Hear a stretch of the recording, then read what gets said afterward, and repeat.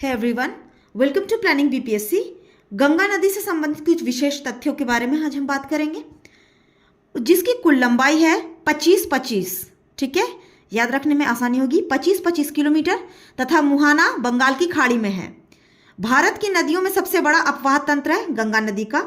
2008 में गंगा नदी को राष्ट्रीय नदी का दर्जा मिला। ठीक है, गंगा नदी को राष्ट्रीय नदी का दर्जा कब मिला है? 2008 में। सन 2017 में उत्तराखंड उच्च न्यायालय ने गंगा तथा यमुना नदी को जीवित मानव का दर्जा दिया। इंपॉर्टेंट है 2017 की बात, जिसमें उत्तराखंड उच्च न्यायालय ने यह कहा कि गंगा नदी और यमुना नदी जो है वो जीवित मानव है, उनका स्टेटस दे दिया। जीवित मानव का स्टेटस गंगा नदी को मिला है 2017 में उत्तराखंड उच्च न्यायालय के द्वारा। नेक्स्ट कहता है कि गंगा नदी के किनारे बसा सबसे बड़ा शहर कानपुर है। ठीक है, सबसे बड़ा शहर कौन है? कानपुर, जो कि गंगा नदी के किनारे बसा है। गंगा नदी अपने अफवाह क्रम में निम्न नामों से जानी जाती है। ठीक है ना, कौन कौन से?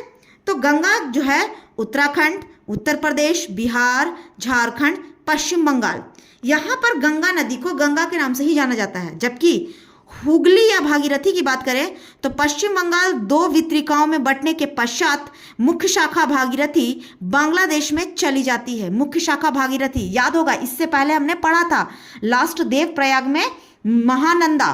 ठीक है, सॉरी, अलकनंदा और भागीरथी देव प्रयाग में मिले थे, उसके बाद गंगा नदी बनी थी। ठीक है, अब गंगा जो है उत्तराखंड, उत्तर प्रदेश, बिहार, झारखंड, पश्चिम बंगाल तक आके वो गंगा ही रही। लेकिन इसके बाद जो धाराएं थी, भागीरथी की धारा, ठीक है, वो पश्चिम बंगाल में 2 भागों में बट गई और जो मुख्य धारा भागीरथी थी वो बांग्लादेश में चली गई। यानी हम जिस पद्मा के नाम से जिसे आज हम जानते हैं वो असलियत में बांग्लादेश में है। ठीक है, पद्मा बांग्लादेश में प्रवेश करने के पश्चात बनती है, भागीरथी धारा ही पद्मा कहलाती है। मेघना, जमुना, ब्रह्मपुत्रा। अच्छा, एक बात ध्यान दीजिएगा, आप कंफ्यूज मत होइएगा, यमुना नदी अलग है, जमुना नदी अलग है। ठीक है, जमुना और यमुना एक नहीं है। जमुना जो है वो ब्रह्मपुत्र नदी को बोलते हैं और यमुना जो है वो गंगा की सबसे बड़ी सहायक नदी है। ठीक है, तो जमुना ब्रह्मपुत्र से मिलने के पश्चात अंततः मेघना के नाम से ही अपना जल बंगाल की खाड़ी में विसर्जित करती है। एक बात ध्यान दीजिएगा, ब्रह्मपुत्रा जो है चाइना में जब तक तिब्बत को क्रॉस करती है वो सैंगपो के नाम से जानी जाती है। जब वो अरुणाचल प्रदेश में एंट्री मारती है तो दिहंग नदी के नाम से जानी जाती है। असम के मैदान में आती है तभी वो ब्रह्मपुत्रा कहलाती है।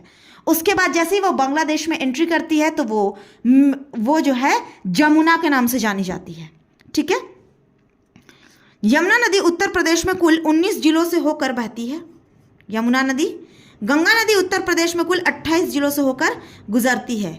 यह बिजनौर जिले में प्रवेश करके बलिया जिले से बाहर हो जाती है। ठीक है, बिजनौर जिला और बलिया जिला। देखिए ये याद रखिएगा क्योंकि 69th बीपीएससी में ये क्वेश्चन पूछा गया था कि उड़ीसा में जो बहने वाली नदी थी स्वर्णरेखा नदी, वो लास्ट किस जिले को क्रॉस कर अपना जो है बंगाल की खाड़ी में जल को प्रवाहित करती है। तो ये चीज़ें बहुत इंपॉर्टेंट है। Thank you.